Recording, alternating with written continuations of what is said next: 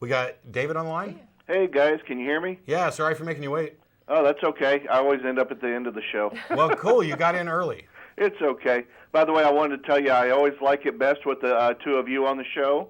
Oh, y'all are, Tracie and Matt, you just have synergy. That's all there is to it. You guys are great together. Wonder Twin powers, activate!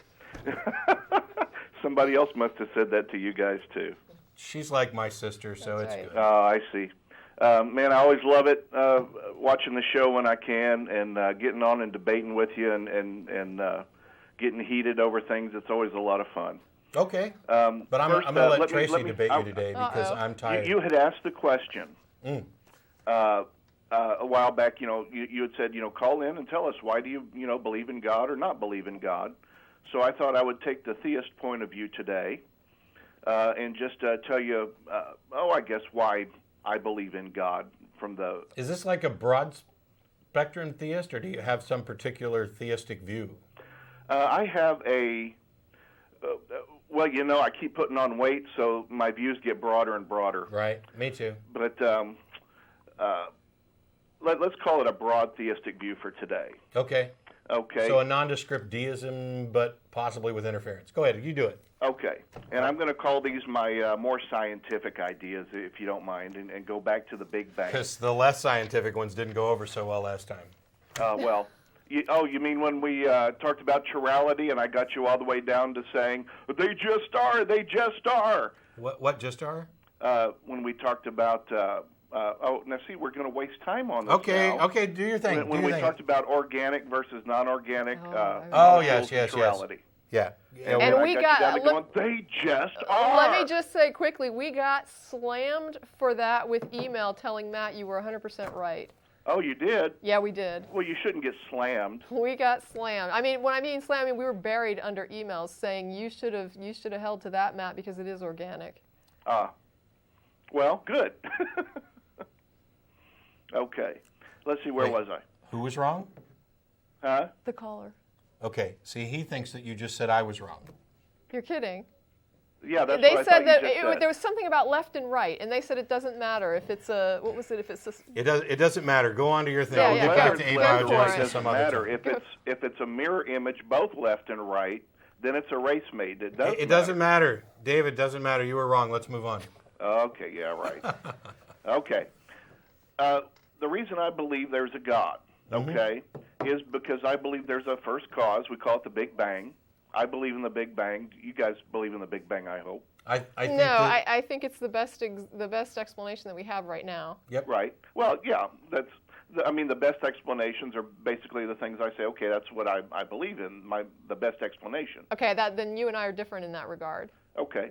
Well, we can use those same terms. If we're going to stop at a first cause, or at least not continue further back, then we both stop at the Big Bang. But I don't feel any need to call it God. Or believe. Oh, I certainly don't need to either. Okay, so anyway, continue. Go on. Me too. Bye-bye. I'm on the phone with the people on TV. Hey. Bye-bye. Say goodbye. Okay.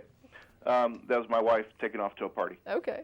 Okay, now see, you've either got to believe at some point, you either believe in infinite time past, or you believe that matter somehow caused itself, or you have to believe that a mind caused it all. Why couldn't matter have always existed? Because that means that you have infinite time past if matter always existed. What are you talking? Wait, but so it just goes on and on. Matter is infinite. Okay.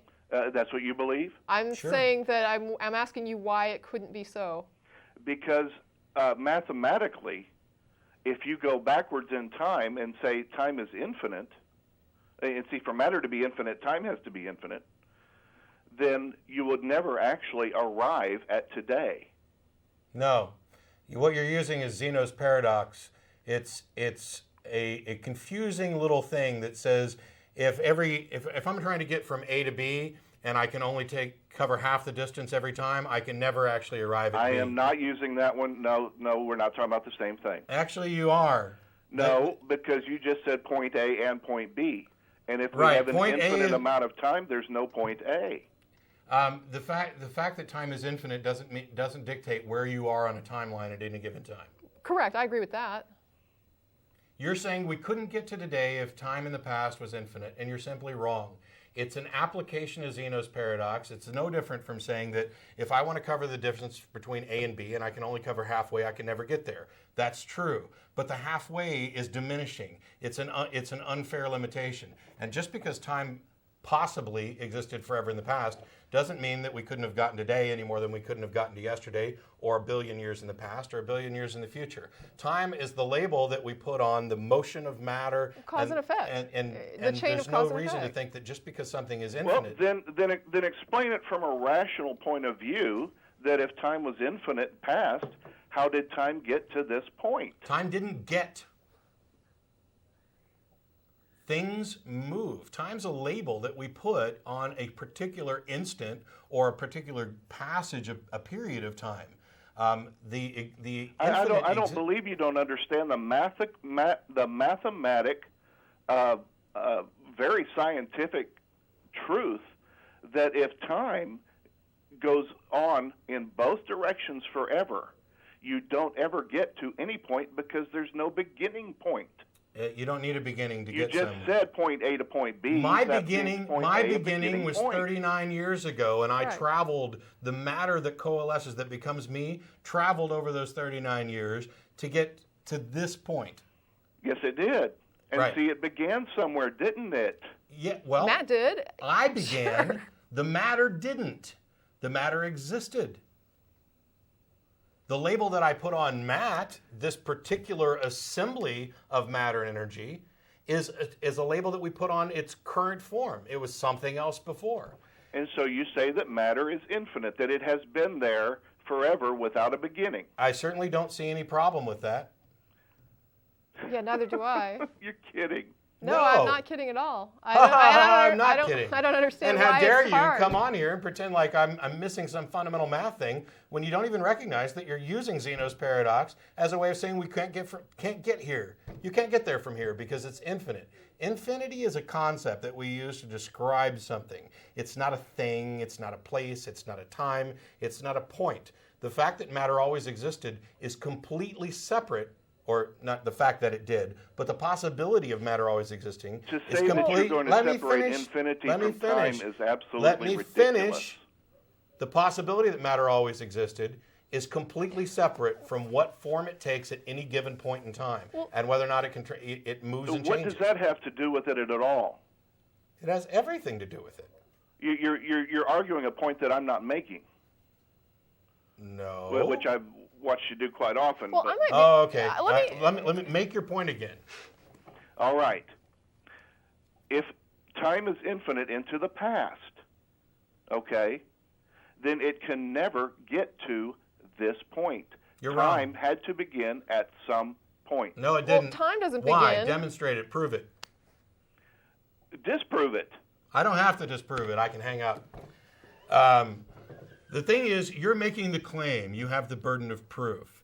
There's this problem of infinite regress, which comes up in this first cause thing. And there's a really good quote from Carl Sagan. He's reading, I forget who the person was, a philosopher scientist who said, basically, we need to stop here, otherwise we'd never keep asking what came on, or what came before. And Sagan's response was, why stop?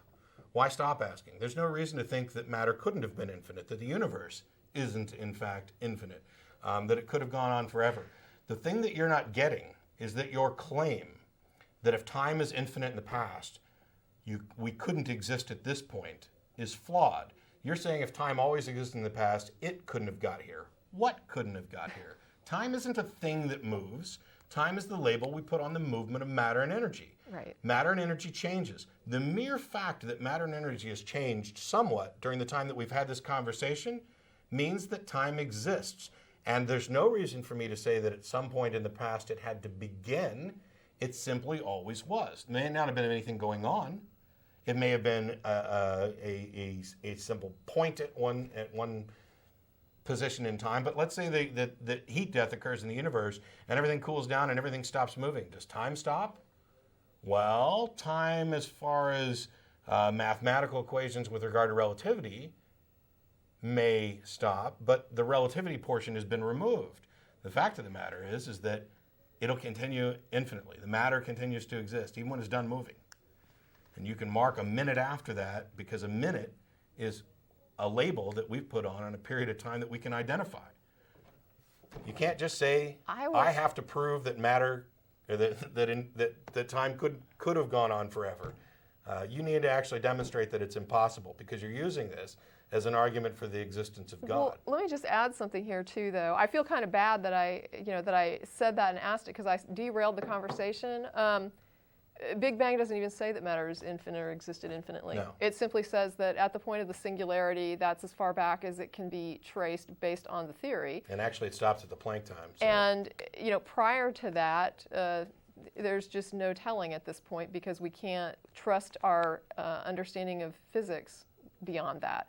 So I sort of derailed it. We got off on this thing about infinity, but Big Bang itself doesn't really account for what happened prior to this particular carnation of the universe. It doesn't even tell us what happened at the moment of. Right. What that actual cause was. Basically, it's a descriptive model put together to describe the current state of the universe as far back as we can trace it. But I kind of want to make it clear that my question about could matter have always existed was not necessarily meant to imply that the Big Bang says that.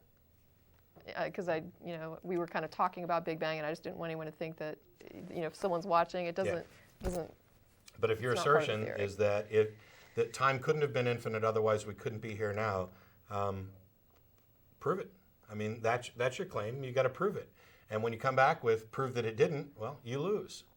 I mean, I'm sorry that that's the case. I'm sorry that you've picked up a claim that you can't justify, and you think it's absurd that people just don't flatly agree with you as soon as you assert it. But saying something's true doesn't make it so, and I can prove that. Look, I'm surrounded by naked cheerleaders. But arguing it was sort of pointless, because nobody's really making the claim that matter always was. I simply asked. Yeah. But we have...